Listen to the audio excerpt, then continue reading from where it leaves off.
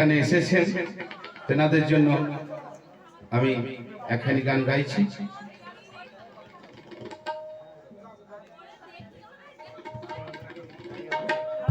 তাই যাই হোক, আমরা সবাই কলিহত জীব। সর্বপ্রথম পিতামাতার চরণে প্রণাম জানাই, সাধুগুরু বৈষ্ণবের চরণে শতকোটি প্রণাম জানাই, উপস্থিত আগত ভক্তমণ্ডলী ভক্তিমতী মায়েদের চরণে প্রণাম জানিয়ে দু একখানি গান পরিবেশন করছি। আর আমার কথা নয় বাবা, আমি কিছু বলি নাই, যেনারা বলে গেছেন তেনাদের কথাটা আমরা দশের মাঝে তুলে ধরছি। এটাই আমাদের কথা, আমাদের নিজস্ব কোনো কিছু নেই।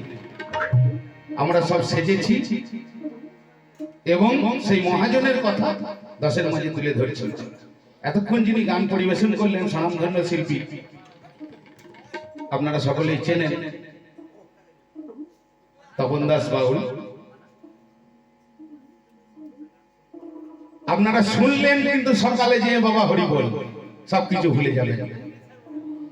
বাউল বলছে যে বাউলের হাতে শাশুড়ি জামাই এক হাতে, এটা হচ্ছে বাবা বাউলের কথা। বাউল বুঝতে গেলে তত্ত্ব, না বুঝলে হরি বল। তা বাউল বুঝতে গেলে কি করতে হবে? না প্রথমে গুরু ধরতে হবে। তাই আমার পাগল কি বলছেন, আমি সেই পাগলের একখানি গান পরিবেশন করছি। ও মানুষ নাই কো ঘটে, নাই কো পটে, এই মানুষ নাই কো ঘটে, মানুষ নাই কো ঘটে, নাই কো পটে, মন ছবি বাঁশি বাজায়, বলে কয়ে মানুষকে কি সাধু করা যায়। এটা আমার কথা নয়, আমি বলি নাই। তাই বলছে, বলে কয়ে মানুষকে কি সাধু করা যায়, বলে কয়ে মানুষকে কি সাধু করা যায়। মানুষ নাই তো ঘটে, নাই তো পটে, মানুষ নাই তো ঘটে, নাই তো পটে, মন ছবি বাঁশি বাজায়, বলে কয়ে মানুষকে কি সাধু করা যায়। আর বলে কয়ে মানুষকে কি বাবা এই কলি যুগে সাধু করা যায়।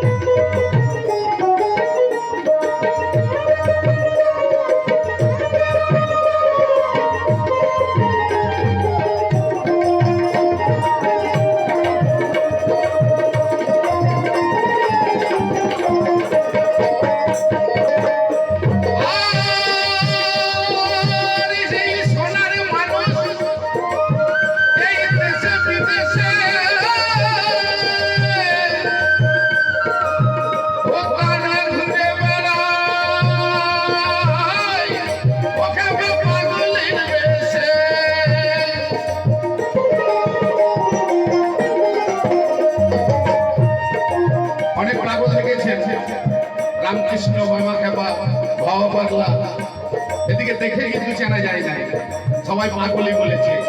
তাই পাগল বলছে, আর সোনার মানুষ দেশে বিদেশে ও তারা ঘুরে বেড়ায়, ও খেপা পাগলের বেশে, আর চিনবি তারে অবশেষে,